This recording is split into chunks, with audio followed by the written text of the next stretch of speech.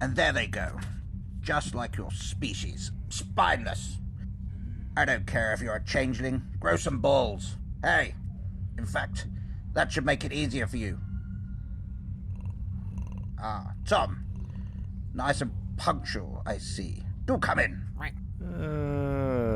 Is Ensign Nash okay? Who cares? Changelings are all pussies. I should know. Yeah, guess you would. Now come on, hurry up. I got 16 more of you dipshits to see today, and I don't want to miss my holodeck slot. Last time I got stuck in there with ensign socks for an hour talking about the intricate details of multi-dimensional travel and how it affects his delicate sleep routine. Just another pussy on a ship full of brim with little wet bitch boys.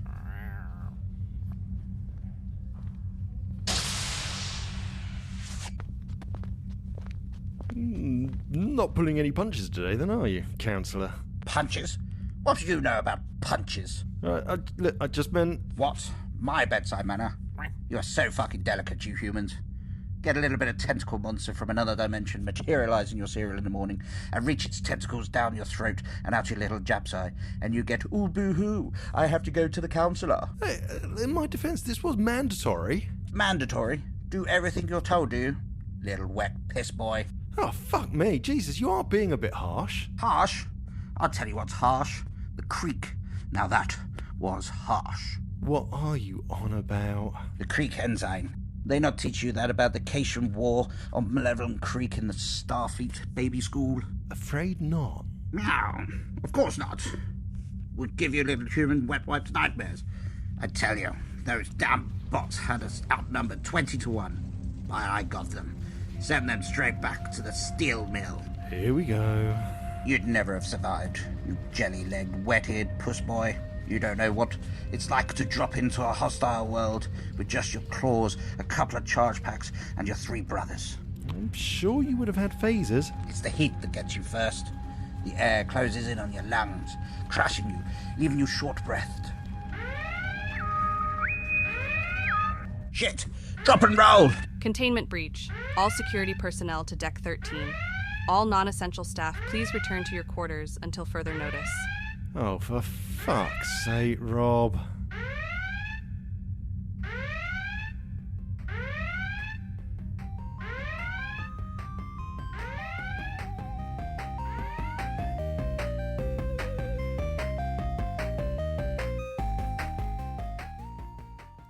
Giggity giggity. All right, then. It's recording. I thought it was. I wish I'd got started recording when you said, welcome to my butthole. Welcome to my butthole. Ooh, yeah. Hello and welcome to the Untitled Trek Show. Hello, we're back. We're back once again. In the Renegade Master. Yeah, I was going to start saying that, and I was like, no, we've got to say something else, because I've done that before as a bit underneath, which Adam caught.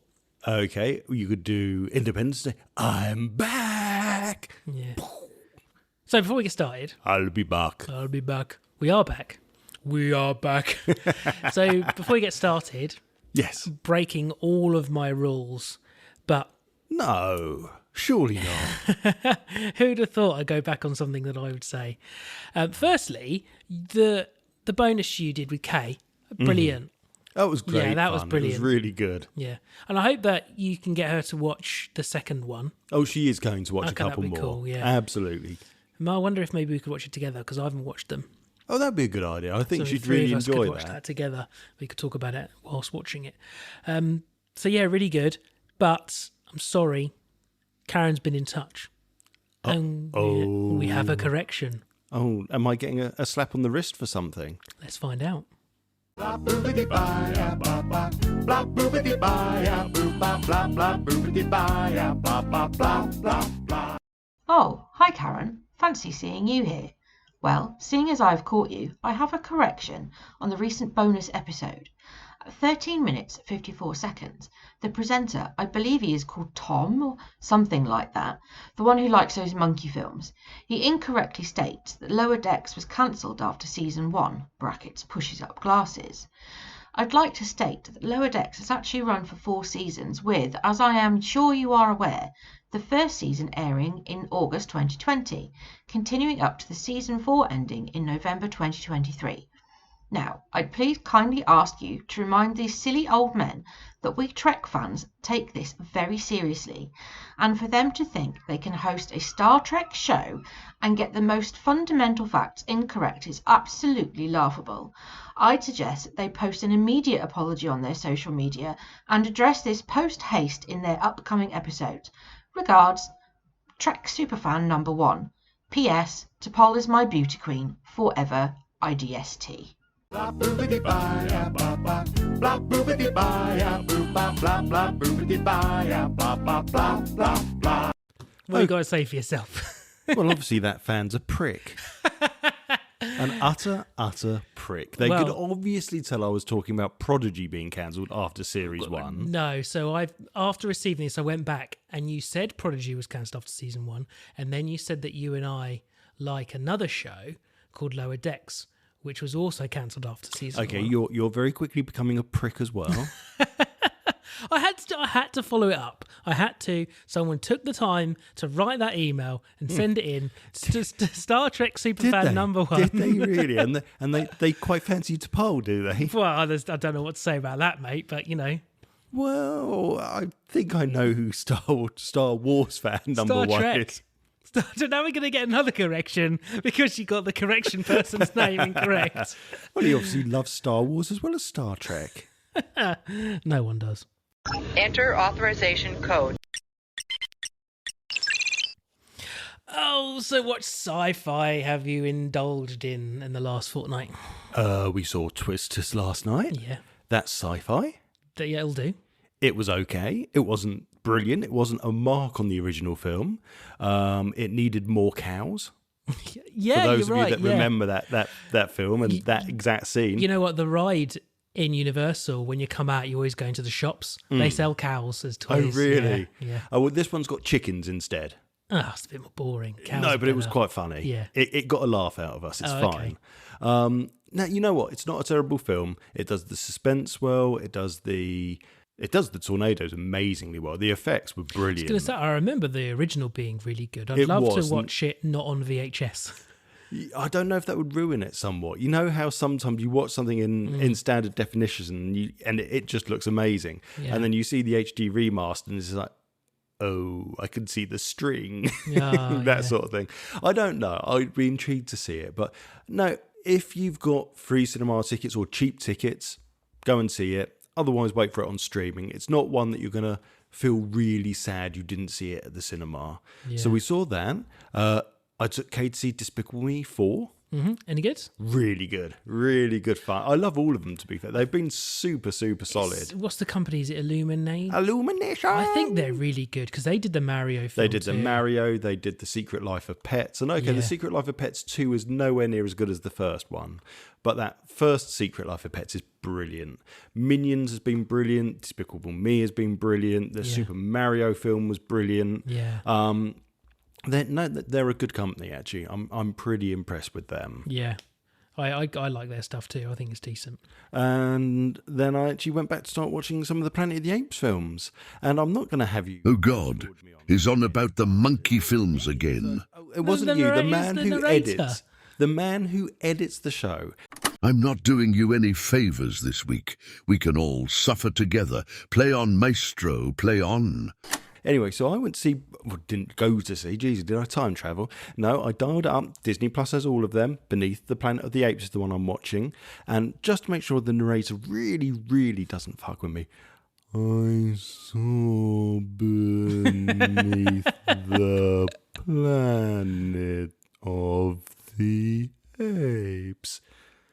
It Are you going to do this slow all the way released through? in 1970. Fucking monkey films. Give me sweet release. Hang about. You also watched South Park. Oh, yes, I saw South Park at the cinema. Not sci-fi, but you could say it's sci-fi because of the It'll V do. chip. Oh my God, it was so good on the big screen. Everyone in there, there's just this entire energy in that room. And every time, so everyone laughed at the same times, exactly the same moments. You just got this genuine feeling that everyone in that screen were like, we're so excited for this. Yeah. And they even put it on like one of the biggest screens. They put it on the super screen, which is the second biggest screen Cineworld has at Hemel Hempstead. It was fucking awesome. I'm disappointed not more people were singing. But at the same time, I'm quite glad they weren't, because then I would have been like, shut up, I'm trying to listen to the songs. Was it just a room full of middle-aged men? No, there were women there as well. Young? Anyone young? Yeah, there was some good kind of 18 to 24-year-olds, I would have said. And they got all the jokes? Probably not. Yeah, because I mean, They're a just lot. young. Even there's maybe not the South Park film, but a lot of South Park is very much kind of the pop culture of the time. It's taking the piss out 100%. of. So I think, if you weren't around at those times, I'm going on a massive tangent here. This is not sci-fi related. I saw a great TikTok with a comedian, and he was talking to someone young about Beyonce, and he's like, I bet you didn't know Beyonce was in a group. And the guy's like, I had no idea. Really? Because it was too young. For him, the kid was like 18 or something. And Beyonce has not been in Destiny's Child for as long as this person can remember. So he had no idea. I mean, how often does Beyonce go around saying that she used to be in Destiny's Child? Well, that's very true. Now, fun facts from it. Trey Parker stated that he's a fan of the musical Les Mis. Yeah. And the song La Resistance is based on the Les Mis song One Day More. That's exactly which is what you said. I picked up on, yeah. So there was that. And, I thought I must bring it up, and I can't remember the number of little things I was spotting because it was on the giant screen, seeing all the little additional jokes that they'd hidden in there. Like you said with the pie chart, there's so much hidden in there that you would never see on a smaller screen. Yeah. When I was watching it critically because we wanted to for the show, I was like noticing things, and I think during the war scene where you see more characters like the hunters and stuff are there, there's bits going on, in the background and stuff. They do lots of little things. There is so much in it, but 100%, it's just perfect. It was absolutely perfect. I'd completely forgotten about the whole Shiza scene in the film as well. What's this? This man's doing a shit on someone. It's Cartman's mum. Oh, yeah. Oh, God, yeah. Yeah. That's how he... And then doesn't she explain what bukkake is later on? Oh, I can't remember, but I just remember when he's laying in bed, he's like, Mum, you'd tell me if you were in a German Shiza film, wouldn't you? I'd completely forgotten about the jacket potato. I knew Kenny died, and I completely forgotten about the fact that... Oh, yeah, it was the jacket potato. It's like, who's cooking a potato in this microwave? Yeah, because then they're supposed to put the heart in, but then they forget and actually put the jacket potato into Kenny, and that's why he dies. Yeah, I love the fact that was George Clooney as well. It was George Clooney. It was George Clooney. Oh, that was the thing. I'm sure it was, because he was one of... So don't forget, George Clooney's been one of the people that were involved heavily in the creation of South Park, really, because I think it was him that shared... Was it him that shared the original... I'm not sure. So basically, the story goes that there was someone famous, I can't remember if it was George Clooney now, shared Matt and Trey's Christmas little clip they did, and he basically pirated it on loads of VHS and handed it out to all his friends, and that's kind of where South Park then came from. But yeah, I'm just looking at the list here. George Clooney was Dr. Gouache. Yeah. Brent Spinell's Conan O'Brien. So there's your Star Trek link. Yeah. Minnie Driver was Brooke Shields. Eric Idle was Dr. Vosnocker. I forgot that was Eric Idle. I like how they couldn't get the actual actors to play the actors. Other than Matt Damon, always plays Matt Damon in their stuff, yeah.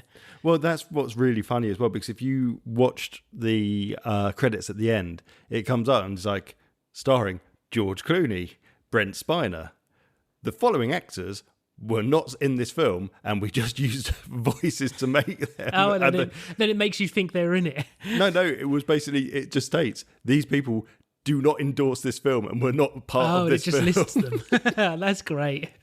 So yeah, they absolutely went for it. But yeah, I love the fact that George Clooney is there. And just a little question, do you know George Clooney's other character he just plays in South Park? It's from the first season, I think. It might be the second. No, I'm pretty sure it's the first season. He plays one character. I'd love it if he was Big Gay Al, but I don't think he is. He was Sparky the gay dog. Oh, was he? He was Stan's dog. That's the right Sparky. episode, though, right? It is, yeah. It is the Big Gay Al episode. He's just an amazing character as well. Just anyway, it was amazing. So worth seeing in the cinema. And then you've got Deadpool and Wolverine coming up. I've got you? Deadpool and Wolverine tomorrow night. I can't wait for you to tell me. Tomorrow how good night, it is. I've then got Alien Romulus book now for August. I look forward to hearing about that too. It's very exciting. I'm making use of my card finally. Yeah. What have I been watching? Yeah, what have you been watching? So we're still on Supernatural. We're on the last episode of season 1 now. Okay. It's just such a good show, isn't it? Did you ever say if you've watched it? I've watched the first season and I never got round to watching any more of it, but I really enjoyed the first season, but I really like the car they have. Yeah, I've got a toy of it upstairs, and sometimes T will play with it, and he'll be like, "Can I play with your toy car?" That's the only one that he says is mine. Oh, Everything bless. else he says is his. Like I've got like a cabinet with like loads of just collectible toy things. I take everything out of the box. I don't care if he plays with it. Oh, But definitely. he's like, he would start off by going, "Can I play with your toys?" And I'll be like, "They're not my toys, they're our toys." And they go, Nice. "Okay." And now he just says they're his. But that car still Is because yours. I always take it back and put that back because I really like it. And you know what that came out of? A loot box. Yes, you said it came out of a loot That's box. the best didn't thing it? I've ever got out of a loot box. Yeah. Sorry. Yeah. Carry on. I was saying You the go. only other good thing I've ever seen come out of a loot box really was those things out of that Doctor Who one that you had. So really quickly going back to South Park, because I remembered, number one, the thing I never noticed before, when Saddam's packing his suitcase to go up, he has a Hitler doll. Does he? Yeah, I didn't spot that. The doll is Hitler. And secondly, you know Kenny says goodbye at the very end? Yeah. That was Mike Judge that did the voice for that. And Mike Judge was the person that created Beavis and Butthead, King of the Hill. So I love the fact that nothing to do with South Park. In fact, what you would say is probably a competitor in the Yeah. cartoon world. And he's doing the voice for Kenny. I just think that's When brilliant. Kenny takes his hood off and starts speaking. Yeah. Yeah. Other than Supernatural, Miranda's been watching Discovery of Witches, which we've watched the whole thing of before, which is actually okay, to be Okay. honest. And yeah, I've been playing Elden Ring, which I'm not going to go massively into. I've spoke about it last time. It's very difficult. I'm having trouble with it, but really like it. I will say, you spoke about it, and I cut 90% of it. The last episode where you spoke about it, it basically said, I've been playing Elden Ring, and that's all I've been doing. Oh, is that what it was? I listened back to it. I didn't think you cut that much of it, did you? I didn't go into it much. I cut over 8 minutes. Was that you getting your own back on me for the monkey thing? No, it was because that last episode was at 1 hour 25, Yeah. and we needed to get it at least near an hour. And I got it Yeah. down to 1 hour 14, I think, which I thought was pretty good going. And I think that's a good way to tangent into the point of today's episode, which is questions. Du-du-du-du. Accessing library computer data. So we've got 4 questions this week. Well, 4 people have sent things in. Hello, people. Hello, people. We have Simon from the Studio Channel 84 podcast, Who Takes the Socks Off. We've got Matt from A Pint of Cthulhu. We've got my good friend Stiddy. And we've got Adam from the Studio Channel 84 production, Lightly Used. So there's a little bit of a Studio Channel 84 thing going on today. Not on purpose. It's just the order the questions come in. It's the way it goes. It's the way it goes. So we'll start off with Simon's. And I'm just going to go ahead and just read it. I'm not going to do his voice. A lot of things featured in sci-fi of the 60s and 70s have become reality. Communication in your hand, headsets, flat screens, and so on. What do you see in today's sci-fi that you think will become a reality going forward? Also, when? That's a really cool question. I really like that because, yeah, so many people attribute Star Trek to creating things like mobile phones. Now, actually, if you dig into it, you realise that there was sci-fi done before Star Trek, that communicators like that existed. But people just jump on it. It's like the interracial kiss thing. Star Trek's lauded as the first interracial kiss, but there's evidence online that shows actually other TV series did it beforehand. It's just because Star Trek was so big at the time that actually that's why it gets kind of classified as the first one to do it. As for the question, God, there's so much. I feel like, just quickly what you said about mobile phones, I just kind of feel like it's just an evolution of the walkie-talkie, really. isn't it? 100% it is. You know, people had phones in their houses and we had walkie-talkies. I think the difference being that if you look at, and we'll stick with it being Star Trek, although we know that that probably isn't the origin of it, Star Trek had the handheld little flip communicator from the original series. So whereas walkie-talkies back then were still giant beasts of a unit, and I mean, you look at the ones that were used for things like Vietnam, either carried in a backpack, or they were like the size of your thigh. Yeah. So walkie-talkies were not small, yet we've got a similar era with the original series, and they're using this little communicator that can speak across a planet, and it fits in the palm of their hand. So I can see where people got the idea that, yes, that was kind of where the idea for mobile phones came from. But you're right, mobile phones were just the evolution of the walkie-talkie. I thought what I'd do is I'm just going to name a few kind of Trek tech items, and just kind of we can just discuss whether you think that would or wouldn't, or what the our version of it realistically would be. Yeah, Yeah, okay, sound good. Go on. So obviously teleporters or transporters, as everyone wants me to say, which I won't. So I think let's just quickly say flat no. it's a flat, nothing like that exists. So realistically, that's probably one of the only things from the original series Star Trek and any sci-fi of that era and before that would successfully be they invented it with their brain based on nothing else. Yeah. Because, yeah, the science behind it proves it can't happen, and we have nothing that was similar to it. Now, if you look back and using your radio analogy for a moment that we've been talking about, Gene Roddenberry was Air Force, I believe. He was a pilot at one point, and the likelihood is when he was basing the original series of Star Trek, and he said it was based heavily on naval. Hence the reason the original films they blow the bosun's whistle, and there's all sorts of things like that going on. And you look at the ranking structure of the original series crew, that's all very naval. So the likelihood is he just said, right, well, how do they communicate in real life now? Walkie-talkies. Yeah. Right. How could we make that futuristic? And it's always make it really small. You look at anything up to current day, isn't it? To make it futuristic, you have to just make it really small. Yeah. Or implantable. I think the closest, we've spoke about this before, quantum entanglement is kind of the closest thing. Yeah. And that's not really transferring one thing to another. It's just one thing in a different place in, well, it's not space-time, is it? Just in space, because it's not through time, is being manipulated by something else because they're locked in a quantum level, which I don't understand or can never really even contemplate. No, just look it up. Just somebody look up quantum entanglement and you can do the reading. Exactly. And I think recent sci-fi has started trying to use that as a way of doing futuristic tech, haven't they? Saying quantum entanglement is how ships can move through vast areas of space within the blink of an eye rather than... So we can talk about that. So warp... Yeah. Apparently, so I listened to Neil deGrasse Tyson's podcast. I think it's called Star Talk, and they had one. They're basically saying it is, as far as everyone's aware, impossible to travel faster than light. For people to travel faster than light. So the idea is there's not going to be like a warp. It's going to be folding space-time. Yeah, which is Event Horizon. If you've seen that sci-fi film, what they talk about is not travelling at the speed of light, but instead, and I think they demonstrate it, don't they, by folding a piece of paper and then poking a pencil through it and going through the fold to get through to the other side. And theoretically, that's possible. Yeah. So, I think if it was going to happen, that's what it would be. Or and the other option would be the interstellar version, isn't it? Which is travelling. Is it via a black hole? Is that how they do that one?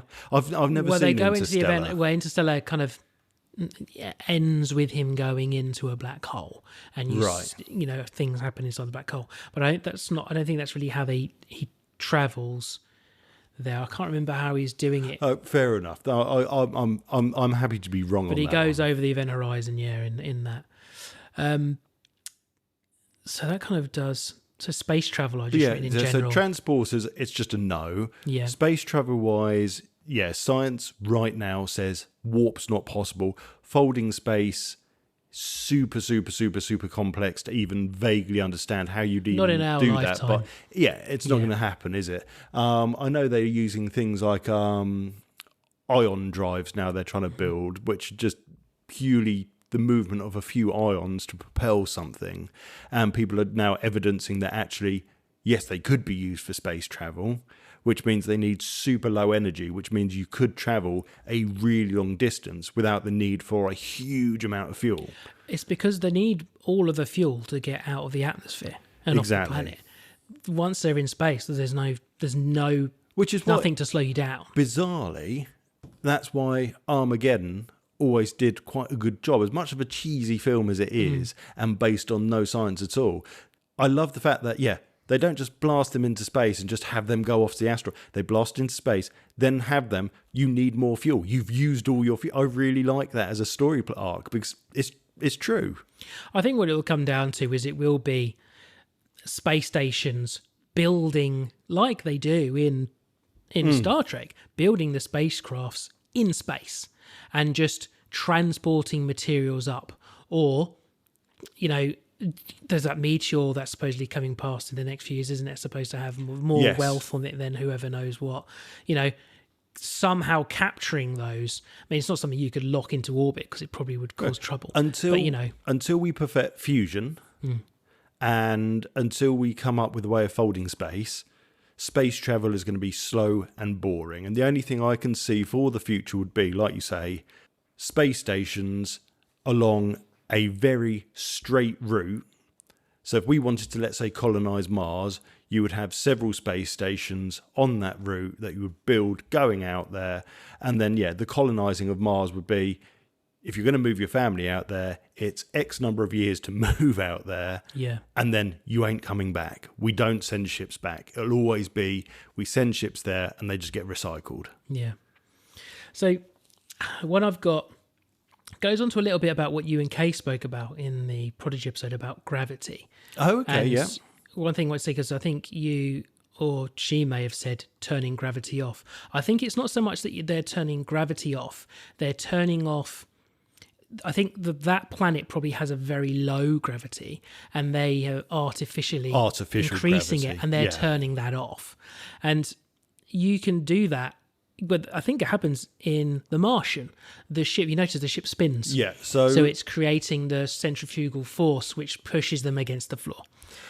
Yes. So technically that's roughly how they do it in there. That's not how they're doing it on Star Trek Planet. But no, but then if you look at things like the Vomit Comet as well, which is NASA's plane, doing the parabolic arches, you're not really losing gravity. So although they're saying you're weightless, you've still got gravity. The problem is, what it actually is, you're in free fall. Yeah. And the plane, you're free falling at the same time as the plane. So that's why you float about, like basically. Floating, I'd like to think that would be something maybe solved in the future. I don't think we'll ever be able to turn gravity off because it's just one of those forces that are there from day one. It's a natural force. It's naturally occurring. It's not just something you can switch on and off. Yeah.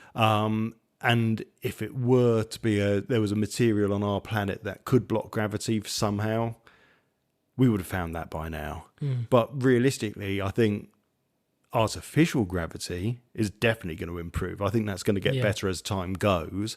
And I think you're right. It's more likely to be we'll just find a proper method of either when we're in orbit doing a specific thing, will create that artificial gravity. And I think The Martian does it perfectly. It does have that whole ship spinning. Phasers and laser guns basically already exist. Yeah, they do. But you just don't see the phaser or laser. No. They're just light. Exactly. They're just an energy beam. You tell me if we've got secret military weapons that can do it. Supposedly we've got like micro guns and like micro. So we've got rail cannons that exist, but they fire a projectile though, don't they? And they use huge amounts of power. So they've never been at this point a suitable weapon. Yeah. And that goes back to if we develop fusion and you could have a fusion reactor on a battleship, then a rail gun's going to be perfect because you're going to have this pretty much unlimited power supply for it. The lasers, you're right, exist, and I think the British government's just paid huge sums of money to have some mounted on ships. Basically what they'll do, they will take out drones and missiles they cook them, with an invisible laser beam. Yeah. awesome. I know people have made laser cannons. If you look up on YouTube, there's people that have bought medical lasers. And I think the Backyard Scientist, brilliant YouTube channel if you've never watched him, very weird bloke, but very funny. He's bought a laser, a industrial laser. Yeah. And he basically shoots it at a rock at one point, and he drills a hole through a rock within milliseconds. It's scary how powerful they actually are. This is kind of what we were saying to Stuart the other day about the ones that shoot the bugs. Yes. Yeah, that's the same thing. So he has some that shoots water, but I think there's also ones that he shoots microwaves. Oh, Or really? something, doesn't he? Just torches them in the sky. Yes. Like, shoots them. So yeah, phase and laser guns, they already exist. Again, AI computers, will they exist? Yeah, and they're getting more and more sophisticated as we go. I just don't think we'll, anytime soon anyway, I don't think in our lifetime we will ever see a ship governed by AI. I feel more like the computers on Star Trek aren't really AI governing things. I think they are just chat GPT-esque things, but they're also just taking over a lot of the menial tasks and knowing when there's something wrong and just saying it. It feels very what's the word I'm looking for? Amalgamatic, if that's a word, where it's just knows it like they kind of do now. It's only in Discovery where it's a quote unquote actual AI. Yeah, which if you look at any of the other Star Trek series, I think TNG does it a couple of times. I'm not sure if Voyager does, but I know there's been at least a couple of episodes where they've said one person cannot fly a starship, and they jerry-rig it in a way, and they basically say, you've got very basic controls, but that's all. Yeah. And you look at the bridge, it's still full of crew, isn't it? You've still got to have someone on weapon. The computer's not just doing everything for it. It makes you wonder, because of the way that he's kind of set that future up where, there's no money. They have to have jobs for people. So they can't have AI doing everything because people will have nothing to do. People need a purpose. Which is what we get with that Lower Decks episode, don't we? With the AI ships going and doing better than the Cerritos. Yeah. So yeah, no, I just don't think it will ever happen because I think we aren't, as silly as it might sound, we aren't ever going to basically give the keys to the kingdom to a computer. No. We are always going to have somewhere in the middle some sort of breaker, whether it's a human or a crew of humans. Well, yeah, unless the key gets taken away from us. True. You're stroking your pussy. I think I caught that one. Question number 2 from Matt from Pint Cthulhu. Hi, Matt. Hi, Matt. If someone manning the transporter... You said that wrong there, Matt. You mean teleporter, so I'll say that again for you. If someone manning the teleporter was a bit of a dick, could they teleport someone but without clothes? Or even worse, just straight up remove their body parts? Yes. End of the question. Absolutely think they probably could. But I do think, talking about what we were doing about the AI or the algorithm computer, whatever, there's probably safeguards that they cannot stop. So we've already seen it. It's already been done. There's TNG bits and pieces. There's Voyager bits in it. Number one, we constantly see when O'Brien transports someone, he's like, they've got a weapon on them. Don't worry, we've disabled the weapon. Yeah. Which means they must be able to do physical things to items on someone's body that's being transported. Well, I think it can differentiate between what's person and what's cloth. Yeah. We've seen in the Tuvix episode, clothing gets merged, which means obviously transporters do kind of deal with everything. I know it merged the two people as well. Long live Tuvix, haha. Yeah. But no, and then we've also got things like when they've brought people back from the planet's surface and it's gone, oh no, yeah, they've got something wrong with them. They've got some sort of bacteria or a virus. It's been mentioned before that, oh, well, we can't beam it out of them because it's so interlinked with XYZ part of their body that we can't do it. Hence, to fix the plot, basically, to keep the plot going. Yeah. But that suggests that that's what they would normally do. They would beam someone up and go, no, Go okay, cold. yeah, no, just beam them up without it. And I reckon the clothes, absolutely they would. I bet there's been a fair few drunkard parties where people have been beamed up and they've been beamed onto the bridge stark naked. Yeah, and that'd be really funny. I would do that. 100%. So you think... So yeah, so is that why I think then none of them are really ever ill? Because if you just teleport yourself, then suddenly they just go, oh, he's got a cold. Oh, have you woken up with a bit of a flu? Just teleport yourself to the bathroom, and then the computer's just going to remove the flu from you. Yeah, but don't forget, we get Gates McFadden, Beverly Crusher. Be out of the job. Basically, no, she says in one of the episodes when one of the captain's got a headache, and it's the episode where the Ferengi bring back the Stargazer, and they basically use mind control to make him go a little bit mental. She says, in this century, headaches don't exist anymore, so there must be something wrong with you. Yeah. And it's brought up again in another TNG episode, which eludes me at the moment, and it's she says the common cold hasn't existed for X number of years now. So yeah, you get like a Temerian flu maybe, or something like that, but that's from another alien world, and then they've just got a hypo spray for it. Yeah. It's kind of a catch-all, isn't it, the hypo spray? Yeah, a little bit. Stiddy! Hi, Stiddy. I've never met you. Stiddy, he's very active on the old Facebook for us. He's like our number one Facebook man. Ooh, has he got the badge? We'll send him one. I don't know because he'll ask me for one now. You aren't getting a badge. So him and his friends do their own little gaming conventions. Oh, I might have okay. told you about this before. No, They do one every you've not year, told me and about this. And they do it at each other's houses. I think there's 5 of the guys in total. Sorry, Stiddy, if I got that wrong. And they Stiddy makes a dice, one dice for it, and it says like StiddyCon or each of their names. Oh, that's awesome. And when he did his first, I asked him for one, so he gave me one. And then the next year he gave me one that he did for his friend. And then I don't work with him anymore, so I didn't see him. And we were messaging, and he said, and I was like, oh, have you got any more dice? And he sent me a letter, and he had 2 more dice. So there's been 4. So I've got 4 special dice that's now. very cool. Yeah, so thank you for those, Stiddy. So They're brilliant. what we've got from that is that when you see Stiddy, he gives you one. He gives me one. Excellent. Yeah. He'll love that. Right. Stiddy's question.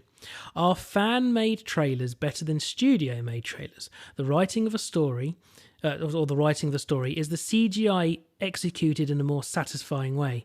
Mostly Star Wars, but 40k, and he says something for 40k here. Astartes, I'm not familiar with 40k, and Huxley, the Oracle. Same guy does both. Love, Death and Robots, and Oat Studio. Do these people with fresh ideas work on future projects, be it in film, book, or games?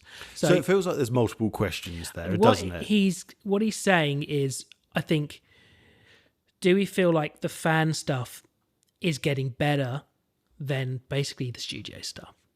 Oh, 100%. Essentially, and I definitely think so. Certainly a lot of these fan stuffs, not so much. I don't really go around seeing many fan trailers for things unless I see it accidentally. Like I nearly texted you all the other day because I saw a fan-made trailer for Predator 6 and it had Dwayne "The Rock" Johnson on it, and I was like, oh no.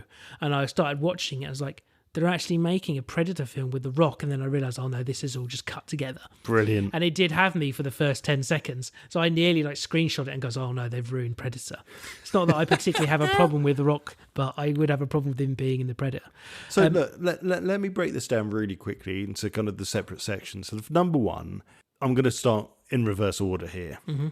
We 100% need to bin off 90% of what Hollywood consider their top workers now. And I feel really mean saying that because I know it's a really hard market out there at the moment, but they are not helping themselves with just this continued remastering or recreating films. Mm-hmm. There is no need for it. Okay, going into Twisters wasn't needed. Mm-hmm. The one thing that they did right with Twisters is they had their own story rather than it being a continuation, which as much as I wanted it to be a continuation of Twister, that worked.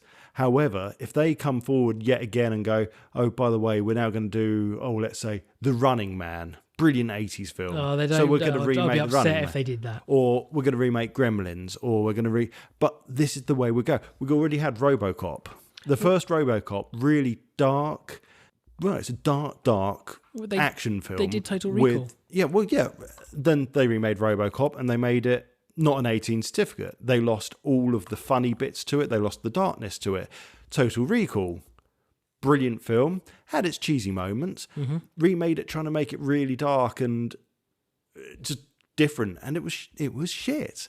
And there's no originality to that. Yeah. Leave what we've already got. What they need to be doing is they need to be going into these fan areas. They need to be going into just the original books. And I've said this, I'm sure I've said this more times on Variety Show and this show.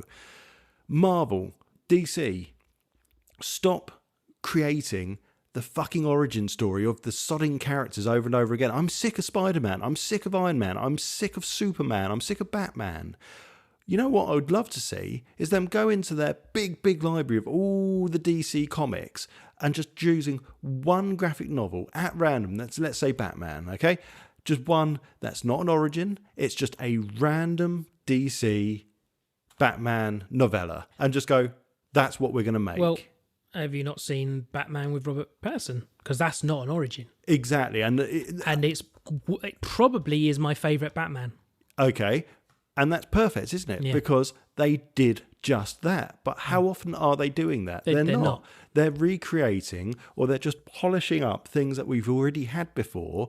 And what Stiddy is asking is quite right. What the fans are creating now is better because it's original. They're not trying to remaster or recreate or redo something. They're creating something based on the show or the thing they love. And that's why you get good results with it. Whereas you look at what Hollywood are doing and they're just coming into it and going, well, what have we done before? Well, okay, well, we've done that. Let's just redo it. There is, he mentions 40k here. There is a 40k one that I have seen. It was going and doing the rounds. I might have sent you on TikTok, where there's like a big robot one and he's like dying. The Dreadnought's dying. And he's like, I'd wish I'd see the sky again or whatever. And there's a space marine there. Oh, no, right. Okay, so you will be upsetting Stiddy if he's a 40k fan. He's probably going to be quite grumpy now. So yeah. What have I said? So the giant robot is a Dreadnought. Okay. The Dreadnought are... They've got people inside. They are battle-wounded space marines who have been serving the Emperor. They've gone through many, many battles. They've done something honourable, if I remember rightly. And again, feel free to come for me, Stiddy, if I've got that wrong. And what they do is they get put into a sarcophagus, which is the Dreadnought. Mm-hmm. And then they basically live as the Dreadnought. So if they weren't putting that, they'd be dead. Yeah, basically. So like the Dreadnought is basically a giant life support machine, so they can carry on their fight for the Emperor. Mm. And then the Space Marine that's fixing him, I want to say it's an apothecary, but I'm sure there was another name 40K of them. is so cool, isn't it? It's really it's fucking so cool. cool. Whenever I hear things about it, I'm just like, this is flipping brilliant. If you ever get a chance, I've got it on the PlayStation 5 and on the Xbox. In fact, that's co-op, and I think we should do that, actually. Space Hulk, the latest one. Okay. It's not just gorgeous. You play a squad of Terminators, and they were oh, man. It's just so, so good. But yeah, the point I'm making of that's a kind of I think sure it's like a fan-made thing, that video. And it is really good. Yeah, it's moving. It's actually moving. Yeah, it's really upsetting. And when you compare things like that, and we spoke about this privately, Love, Death and Robots, which Stiddy got me into, 3 seasons now. I think there's like 8 episodes per season. They're all different. They're all like CGI things. They are all absolutely fantastic. They all look brilliant. All their art styles for every single one is so different. Some of them are really cartoony. Some are really dark and gritty, like Swarm, which is the one I really like to watch, which is in season 3. Yeah, I really need to watch them because I've seen clips of. So the one I sent you today, you said was from an episode called Suit, and it's basically season 1. Basically mech suits going up against this swarm of alien bugs coming towards them. Yep. But the one I really want to watch, and I just forget about it, and I never get around to doing it, is there's 3 robots walking around Earth, and it's been completely kind of end of the world, so there's no humans left, and they're basically going around going through the history of humans and what actually happened during this Armageddon. Yeah. And there's another, I mean, season 1 is a fantastic season. There's another one in season 1 called Sunny's Edge, which is if it's the one I'm thinking of, it's where it's almost kind of like Pokemon, not catching monsters, but it's 2 monsters fighting, and people are controlling the monsters with their mind. But it's so dark and so gritty, and that's a really good one. Really good one. There's a film that I'm not desperate to watch, but I'd like to watch. And it's rare that I say this about Anne Hathaway. Not that she's a bad actor, but she's just not someone I normally would watch in a film unless it just so happens to be in the film. And there's a film that she discovers when she's at this particular, I think it's when she's at a particular place in a park, she's controlling this giant kind of Godzilla monster. Yeah, I don't know. And she's like, tells her friends at one point in this clip to like, oh, watch the news. And then she's just dancing around and stamping her feet and so on. And then they're watching the news and the monster's just destroying the city. Weird. Getting back to it, I think a lot of the indie studios, the fan stuff, particularly in the CGI area, is way better than what people like Disney are pissing out. The stuff that, and really, I don't think there's a lack of talent at Disney or wherever they're going. They're not giving them the money, and they're not giving them specifically the time. Well, that's it, isn't it? And that's where Marvel went wrong. They were spending so much money and speeding things along, and they were firing people left, right, and centre because they were saying we can't meet that deadline, and you just run out of actual people that can do things for you, which is why things end up looking ropey or not working, because they're trying to rush out another 12 bloody Marvel superhero films rather than giving it the chance of, yeah, go on, have 3 years to make it and make it something good. I'm going to do a comparison between two films here. So there is that Shang-Chi and the Nine Rings, is that what it's called? You know which one I mean, don't you? And then you have James Bond, the most recent James Bond. Two films that came out at a very similar time, if I remember correctly, or at least I saw them at a similar time. I made a comment, I'm sure I might have said it on the Variety Show, there's a particular section of that film, there's a car chase in the Marvel film, and it's fucking dreadful because it's all CGI. Yeah, the rings or whatever it is. And it is some of the worst CGI I've seen since they started kind of really doing CGI.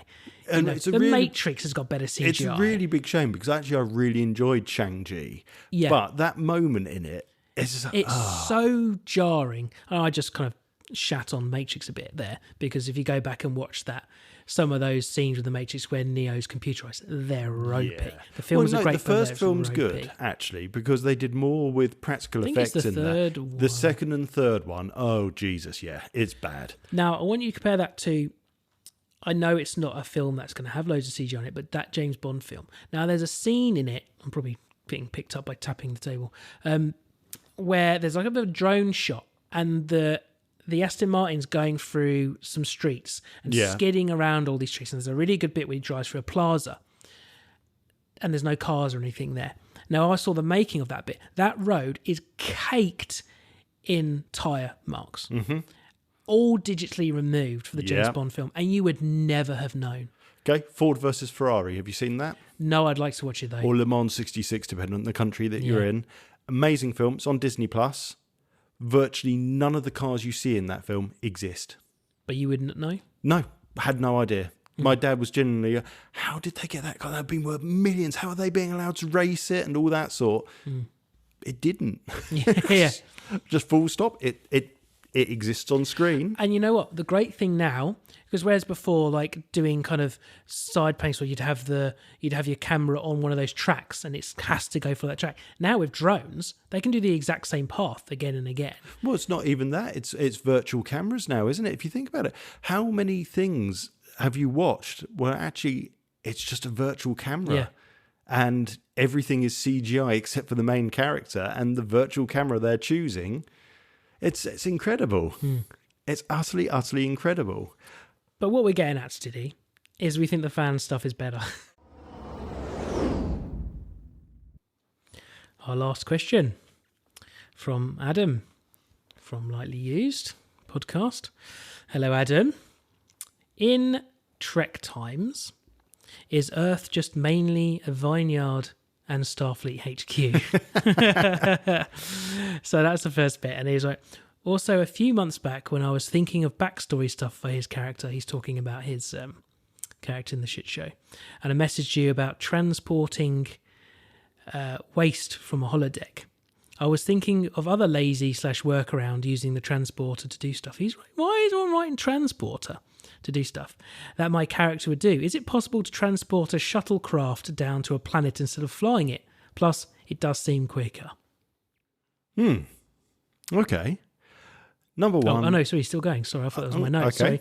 Can a whole starship be teleported? Good boy. Reverse the polarity or invert the signal, something like that to Teching the encapsulate tech. the whole ship. Yeah, and wouldn't this tech be more in-world plausible than a spore drive? Well, first of all, let's start in the back then. Everything is more plausible than the spore drive because it was a shit narrative for that entire series. Mycelial network that they travel down.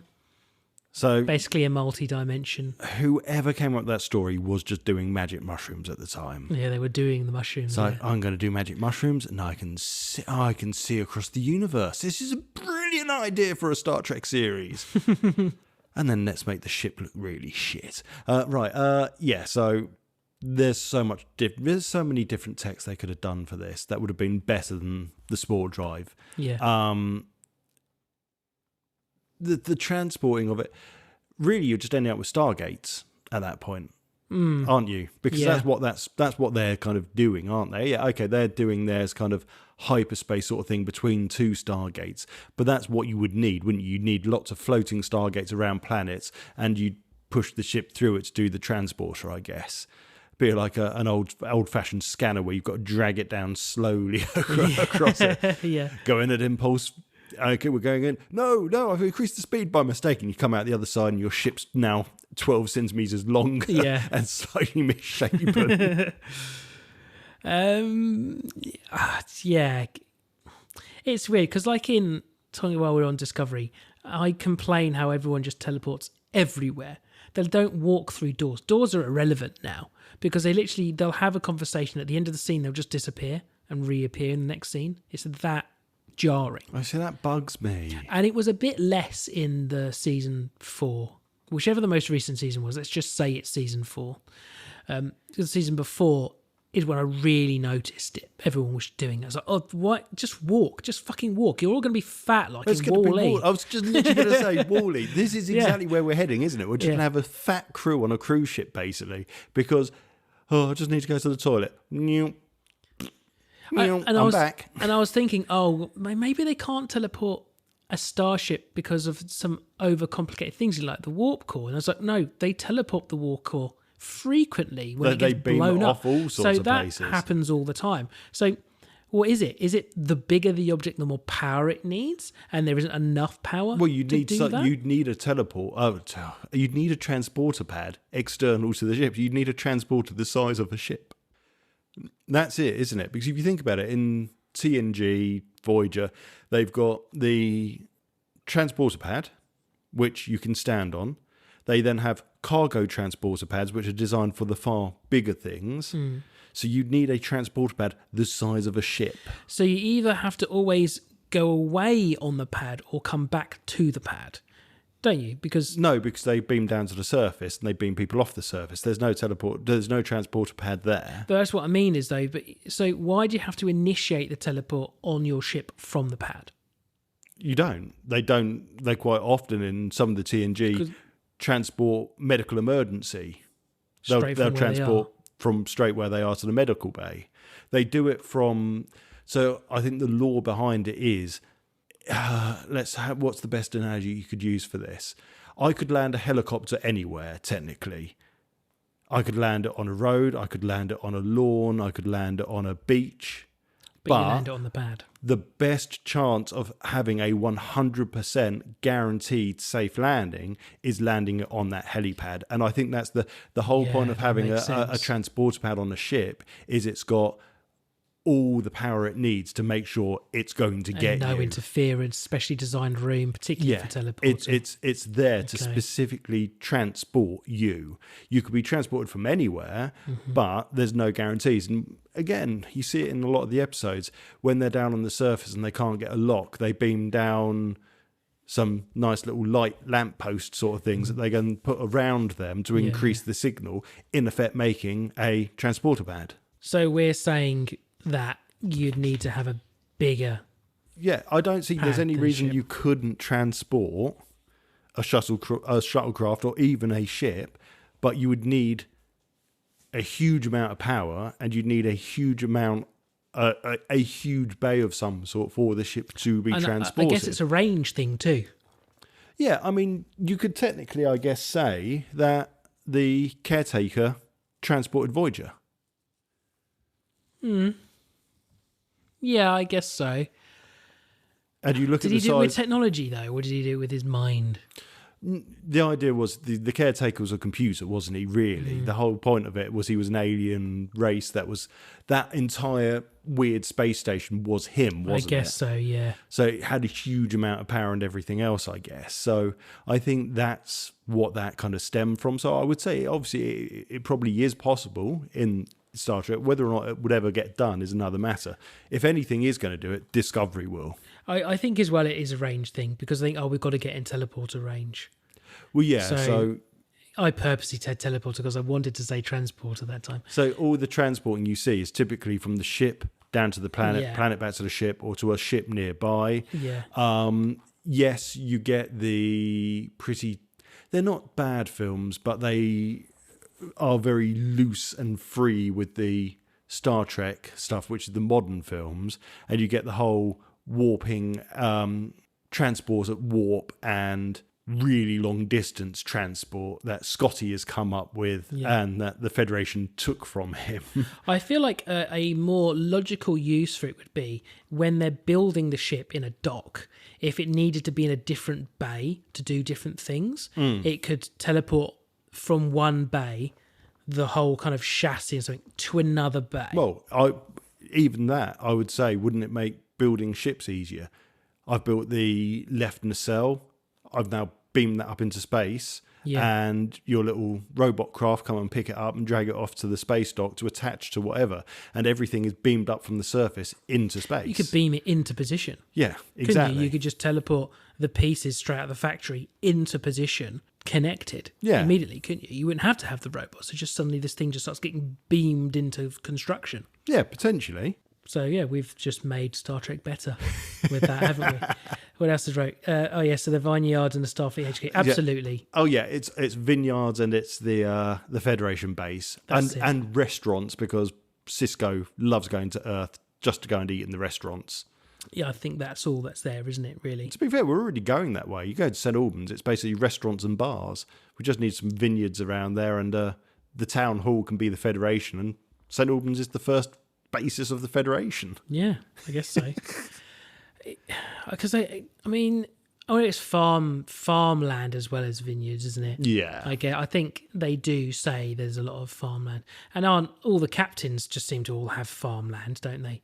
So maybe it's just a thing all the captains like to do is go back to Earth and just grow grapes and. But you've got farmland. to ask the question. I know that we're brought up in First Contact that there's the basically Third World War goes on, but I'm guessing they must have something else that happens that majorly thins out the population. Because right now, not going into politics, but right now, every little bit of greenbelt land is at risk of being built on because we have a housing crisis. We need more housing. Yet the planet in the future, everyone can have a vineyard. There's huge, swathing, open areas of land.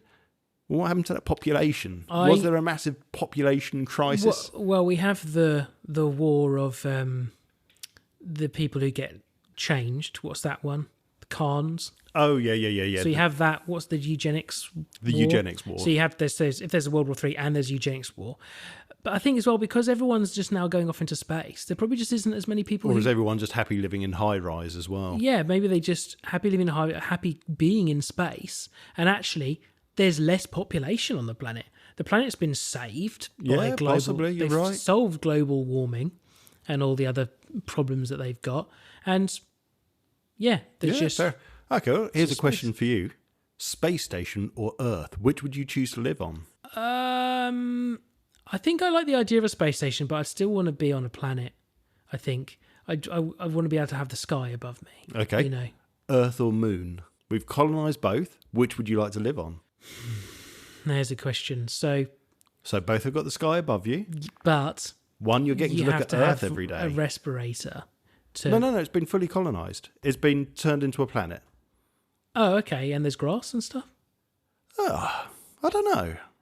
Maybe it's still a bit grey. Because moon dust is supposedly very, very sharp and gracious, and then they have to be very careful when they're on the moon because it would stick to them. Let's say and there's a make giant holes in their space station spacesuits. that's got grass inside it. It's been completely terraformed within the star bases across the moon. Most of the moon surface is just the moon surface, but in any of the bases that are on the moon, you've got fields and you've got cities on the moon that are all inside their little domes. We've got a little Musk Martian dome on the moon. Oh no, Musk would have nothing to do. I wouldn't. Yeah, if Musk's involved, I'm staying on Earth.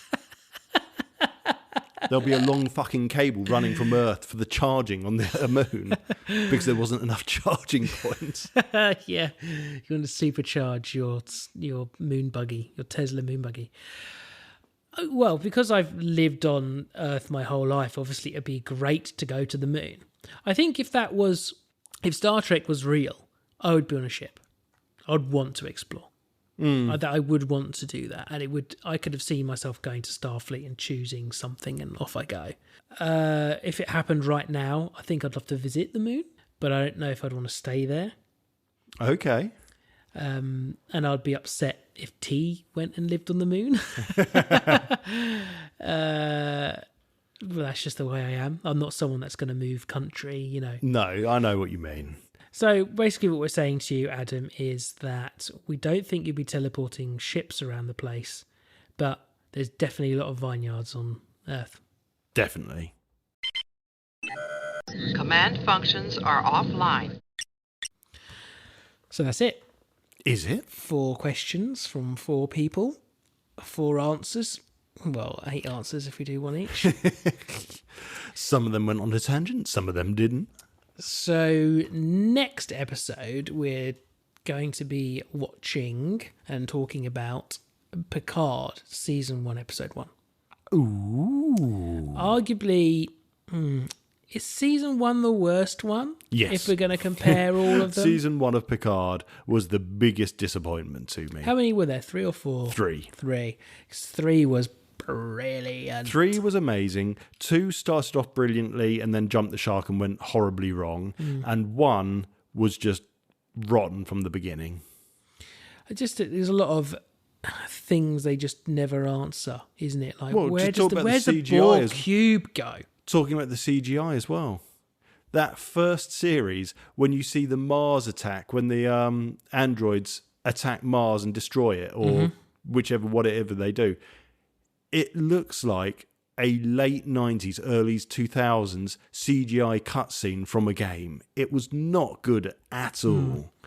God, I'm struggling to really even remember it very well. Yeah, I've blocked out a lot of it. You blocked it out. Bad memories. At the beginning of this episode, you haven't heard it yet. I don't think I've sent it to you. There was a shit show short. So thank you to you for reprising your role as Ensign Tom. You're very welcome. And thank you to SideQuest Mark for his portrayal of the very rude Cation ship counselor. Indeed. Who is based off the Doctor from Lower Decks. If anybody hasn't seen Lower Decks, just go and find out the Doctor. I don't remember the Just Doctor's go and watch name. Lower Decks. You just go watch Lower Decks and then go onto Facebook and join the Save the Lower Decks Facebook group, and then 100%. So yeah, that was the start of this one. There'll be one at the start of the next one, as long as I get all the stuff in. I'm not going to say anything about it. And then that'll be another short one. And then after that, it'll be a long one. Okay. Just take me a little while, but we'll get there. So, where can everyone find us, TJ? No. Please, I don't know. We are a Studio Channel 84 network show. You can find us on www.channel84.co.uk, along with the Variety Show podcast, Lightly Used podcast, and Who Takes the Socks Off podcast. If you head over to that webpage, that was www.channel84.co.uk, you will find a subsection called Untitled Trek Show, and under there you can find a contact form.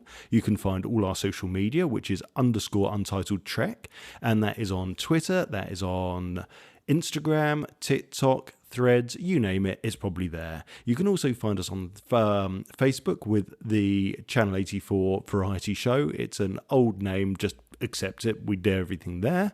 Otherwise, you can email us on rob@channel84.co.uk, tj@channel84.co.uk, or if you want to speak to both of us at the same time, podcasts@channel84.co.uk. Rob, you have to learn that one day. No, I'm not doing it. We also have a Ko-Fi, don't we? We do have a Ko-Fi, which you can find on channel84.co.uk. If you wish to donate to us, all money on that doesn't go towards our pockets. It doesn't go towards our living. Instead, what it does is it keeps the webpage running. It keeps us in microphones and recording equipment if we ever need to replace anything. It keeps our email solution running. All of the back end running of the show, those kind of support it. Thank you very much, TJ. Thank you. And we'll see you next time. Yeah, see you next time. I don't know what the bonus will be next time. The bonus? Yeah, remember we're doing a bonus in a week's time. Oh, gosh, yeah, we've got to think of that. Love you. Love you. Thank you for listening to the Channel 84 Untitled Trek Show. This station is now shutting down and will be back in 2 weeks. Excelsior.